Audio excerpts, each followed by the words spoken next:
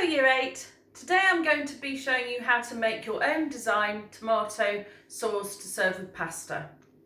The main ingredients you're going to be using today are a tin of tomatoes, a little oil, salt, pepper, and you may need to add sugar as well, and of course some pasta. You're also going to need a smallish saucepan for making your sauce in, a larger saucepan if you're going to be cooking your pasta, a chopping board, a knife, and if you want to blend your sauce and make it smooth, you will need a handheld blender like this. Is the easiest one to use, otherwise just leave your sauce chunky. Okay, so the first thing you need to work out is what you would like to add to your tomato sauce. So as I mentioned before, the base is just a tin of tomatoes, but you can add whatever ingredients you like to it. I have an example of some ingredients that you might like to use: carrots, courgettes, onion or garlic or both. Celery, I particularly like celery, it adds a really good flavour. Mushrooms, peppers, any sorts of vegetables can be added. You might like to add some meats to your sauce, so you could add some little pieces of bacon or chorizo if you wanted a little bit of spice. If you want it extra spicy, you could add some Tabasco, and lots of fresh herbs as well. So I've just been into my garden and picked some parsley and some chives. If I had basil, I would add basil as well. The finishing off ingredients, if you wanted to make your tomatoey sauce a little bit creamy, you could add something called Creme fraiche, which is a thickened, slightly sour cream, and that will stir in and make a lighter, creamier texture. You could actually stir in some soft cheese. This actually has garlic and herbs in it, and I may decide to add some of that. Or you could add just some cream if you wish, or don't. You don't have to add any cream or creamy or cheesy ingredients at all. You can just make a fairly simple sauce.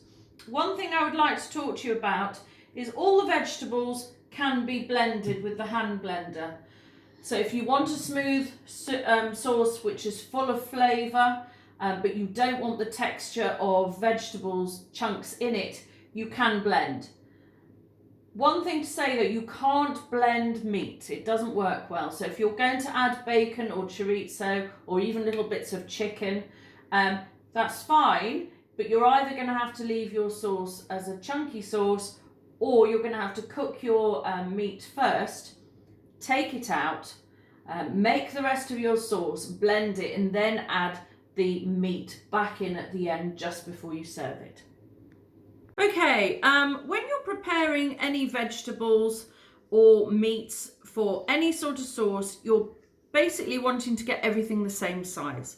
So we always start with the basic principle that you are going to cut flat pieces, then sticks, and then cubes. So I've already peeled and topped and tailed my carrot. Just to remind you, make a bridge, cut through the middle. So we have 2 flat pieces, make a bridge, again, cut through the middle. So we now have 4 sticks, and you hold your sticks together, cut down with, this is called the heel of the knife, if you want to, or if you'd prefer to use a small knife like we do at school, then cut down, holding firmly with a claw grip. Okay, and I'm going to do the same process for the courgettes.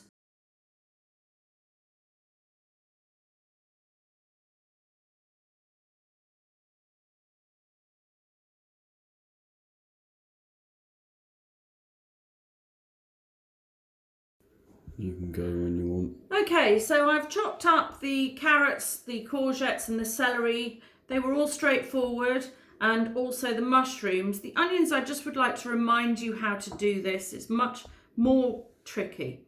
So the onion grows in the ground like this. This is the top. This is the bottom, which has the roots on. We're going to leave the roots alone. So you're going to turn your onion to the side, grip it firmly and cut the top off.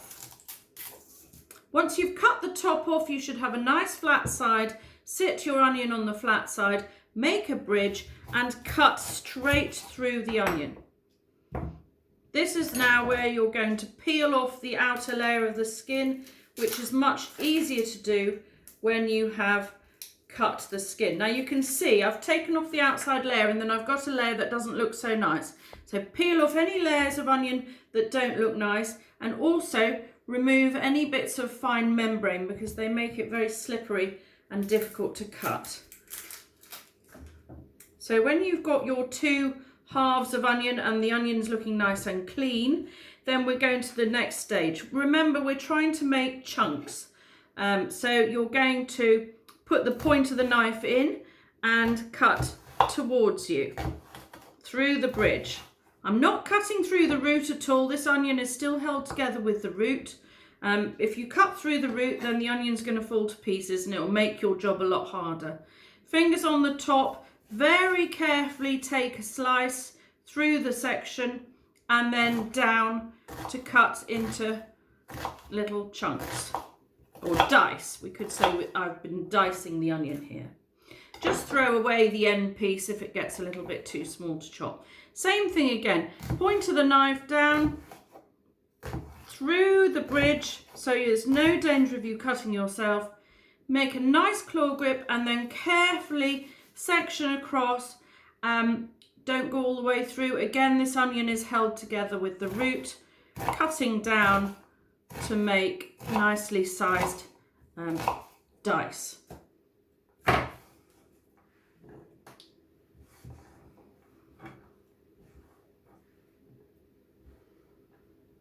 Okay, bacon, if you're going to use, you can chop with scissors if you prefer. I've got a nice sharp knife here, so I'm not going to use scissors. Personally, I don't like to have the outside fat and rind on, so I'm cutting those bits off. But this is your sauce. If you like fat on your bacon, then you leave it on. Again, we're going to make flat pieces. Well, the bacon's already flat. We've gone into strips. The same process that we use for the carrots, the courgettes, the celery, and then across into chunks. So now we've got some smallish pieces of bacon. Now I'm going to leave my sauce chunky because that's the sort of sauce I want to make today. If at this point I was going to be blending all my vegetables, I would leave my bacon separately and I would cook that first. But I'm going to make a chunky sauce, so I'm not bothering. Last thing to chop up will be some herbs. These are from my garden. If you ever pick herbs from the garden, make sure you give them a rinse under the tap. Grip them nice and firmly and then just chop.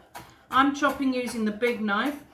If you are using the small knife, you could do the same principle. It would just take you a little bit longer. I'm rocking, it's a rocking motion so that the heel of the knife is slicing through the herbs. And then I'll just show you how we finish that off. I don't think I need those bits. You push your herbs together, hold the top, and you can just cut across so they're all nice, even size. Careful when you careful when you clean off your knife that you don't cut yourself. Let's put those onto there.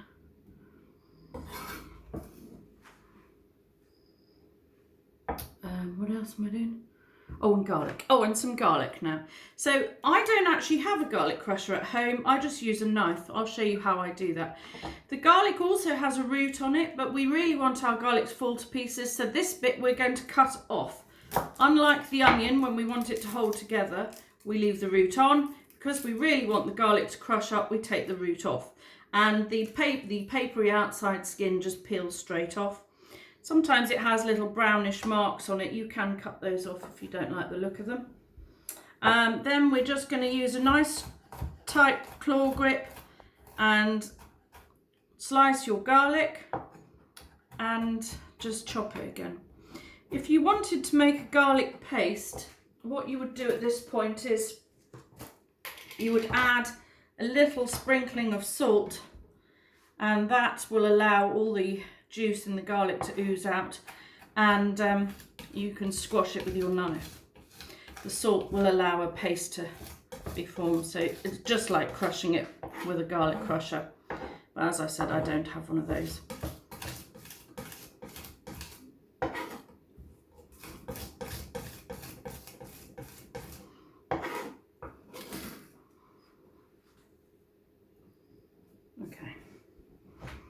tomato sauce, you're probably going to want to boil some water for your pasta.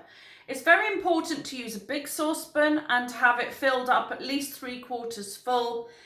You always need to put pasta into boiling water. If you don't, the pasta will sink to the bottom and stick, and then you'll have a horrible sticky mess rather than some lovely pasta. So put on a pan of water to boil before you start your sauce.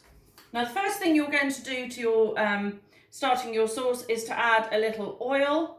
That's about a tablespoon just to get things going. And then you're going to add in your vegetables and whatever meat you have chopped up. I'm going to add my onions, my garlic, my bacon and my mushrooms first. Lost a bit of bacon there. Then I'm also going to add in my other vegetables at the same time and stir them around. Now I always say at school to start on number 4 heat, so that's what we should start with today. I've only just turned the heat on, so it'll take a few moments to get warmed up. So while I'm doing that, while that's warming up, I'll talk to you a little bit about the pasta. I'm using tagliatelle today. You can use whatever type you like. You can use the twirls, you can use spaghetti, doesn't matter at all. When you're cooking pasta, I've talked about the water. You might want to add a little drop of oil and a little pinch of salt to your water when it's boiling. I'll do that in a moment. You need to allow about 75 grams to 100 grams of dried pasta per person. And I've weighed this out, and that was at somewhere between 3 and 4 of these little tagliatelle nests. Now I know I've got hungry boys to feed, so I will probably do 4 each for them, and I might have a little bit less than that. So it's worth weighing out your pasta so you know how many people you're cooking for and how much pasta to cook.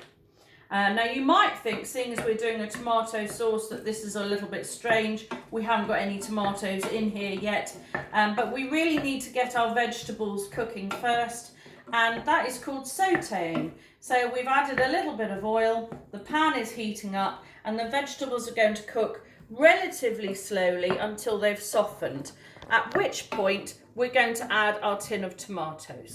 Okay, now I hope you can hear, it's a little bit noisy in here. My pan of sauce ingredients are bubbling and sizzling a little bit over here, so they're cooking away, and we're on number 4, and you can stay on number 4, that should be okay.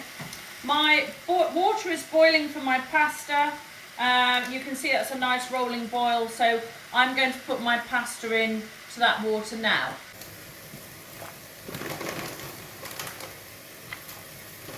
Okay, so I've decided to add the rest of the bag of pasta. I'm just giving it a little stir in. Make sure that all the pasta goes under the water.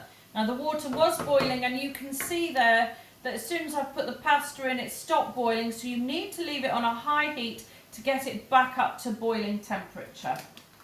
Meanwhile, back at the sauce, I don't know if you can see, but the vegetables have all softened. And the onion is looking a little bit see-through, as is the celery. You can see that the bacon has gone from a reddish colour to a pale pink.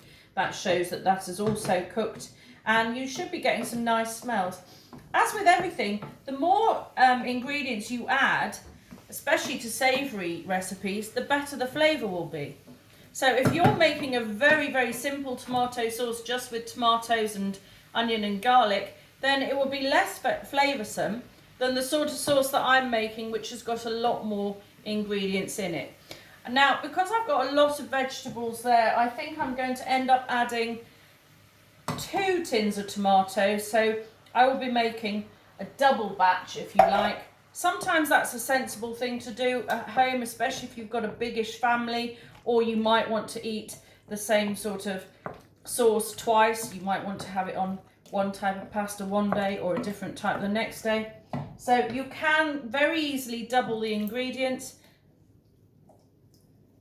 Just give it a good stir around. Now, if we go back to the water with the pasta, you can see that that has now come back up to the boil. So that's good. That means that it's nice and hot.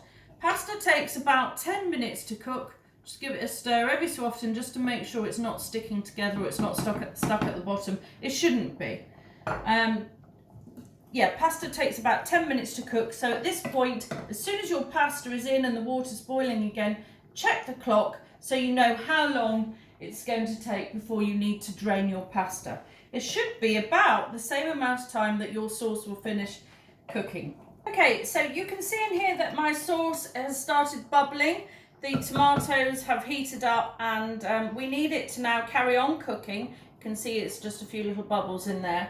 So what I'm going to do is take actually you could leave the spoon in and just leave a lid half on, half off, just for about another 10 minutes of gentle bubbling. We won't cover the pan with the pasta in, because if you put a lid on, all it's going to do is the water is going to overflow. So you don't need to put a lid on a pasta pan when it's boiling. So we're just going to leave these pans for another 6 or 7 minutes, something like that, and then we're going to drain the pasta and have a taste of our sauce. Okay, so we're going to take the pan of pasta and water over to the sink, and we're going to use a colander, and you're going to tip the water out and collect the pasta in the colander. Now, please bear in mind that hot water creates steam, and steam can burn just as much, if not even worse, than hot water. So be very, very careful. When you've strained your pasta and you're ready to serve your sauce, it's really important to taste it. Make sure you've got a clean teaspoon. Dip your spoon in, pick up a little bit to taste, because you need to see whether you need to add salt and pepper, or whether it's a little bit acidic, and in which case we'll add some sugar. So I'm just going to add some salt, probably a pinch between 2 fingers and a thumb. I'm going to give it a good grate of pepper, and I'm also going to add some sugar because this tomato sauce is a little bit acidic, and you might find the same. That will just take out some of the acidity, just a teaspoon or so. Once you're happy with the flavour, at this point, if you were going to blend your sauce, you would take it off the heat and you would use one of these handheld blenders to blend it smooth. Now, just one thing to tell you, I'm not going to blend my sauce. One thing to tell you, when you are blending, make sure the blade stays right underneath the liquid, otherwise it can spray. Also, the other thing you can add, at this stage, if you wanted to, you can add some creme fraiche or some cream cheese if you wanted to make a slightly creamier textured sauce. And we'll stir that in, and you can see what difference that makes. That makes the whole sauce look a little bit creamier in consistency. When you're happy with the flavour, then we're going to serve it. Okay, so here's your finished meal. Your pasta's cooked, your sauce is on top. All it needs is a little bit of cheese to be grated on the top of there. And then that's it, dinner is done. Well done, Year 8.